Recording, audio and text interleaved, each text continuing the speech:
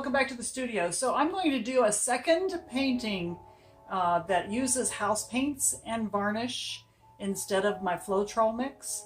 And this time I'm going to try adding some of my Acrylics powders. You may have seen this in one of my other videos, but I use these in my inks, and I have learned never to mix it with acrylic paint because it just disappears, but you can mix it with the Floetrol mix. This time I'm going to try mixing it with my varnish in this mix, and we'll see how that works. Maybe we'll lose this pearl again, but I'm just curious. So let's try this.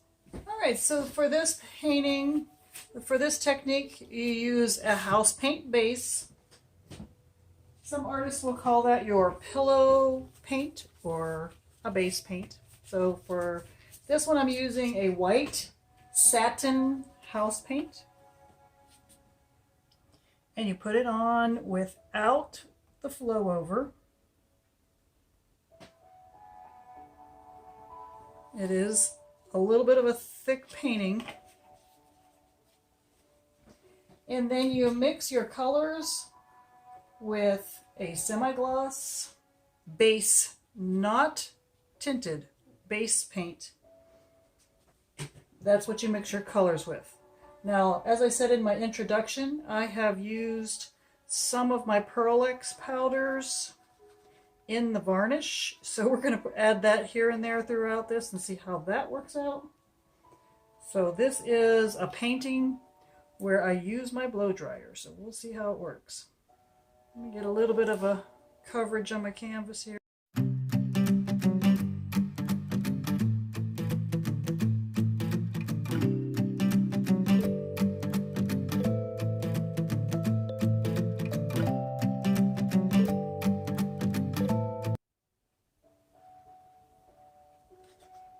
Actually, I'm just going to pour them through the middle.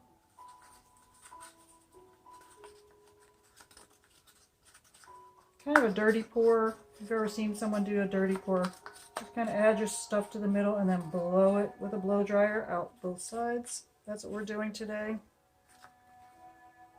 Except I'm trying it with this new paint mixture.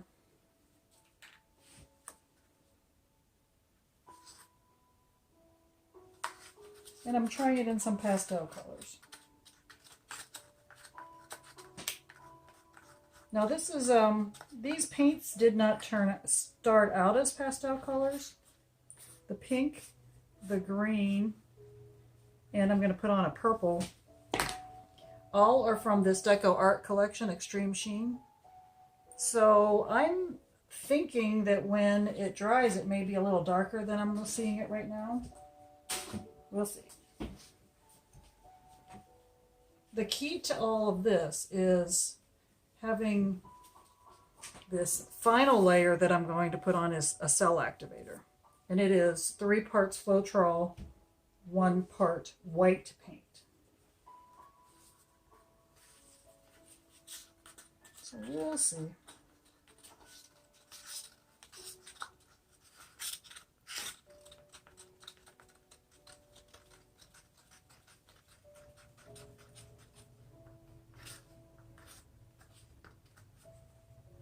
But this paint does thicken up pretty fast, so if you're going to do this, make sure you have a plan for finishing, because once you start, you've got to keep moving. Now, because I've only mixed this yellow and the green that I'm going to put on here in varnish, it's a lot thinner. So I'm just going to scatter it here and there. I don't know how much is too much. We'll see. This yellow says bright yellow on the powder pigment bottle or jar, but it looks gold when I put it out. This one is called Spring Green. I did want a little bit of a dark color in the middle of here just to see what that did.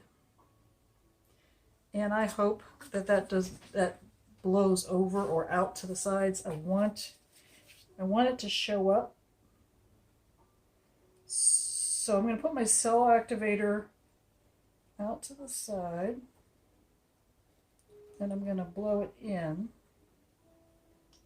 and then back out. So we'll see how that goes. All right, let me move my cups because if I don't, they are going to blow over.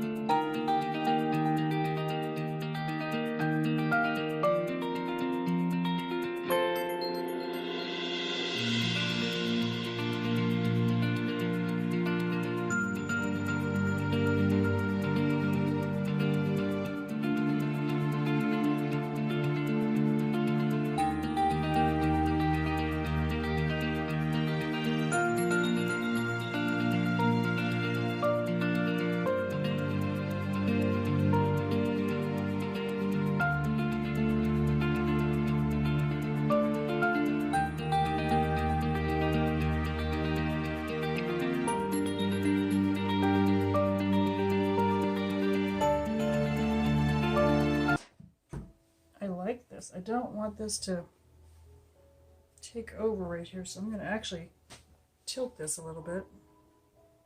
Nothing. Ooh, there we go.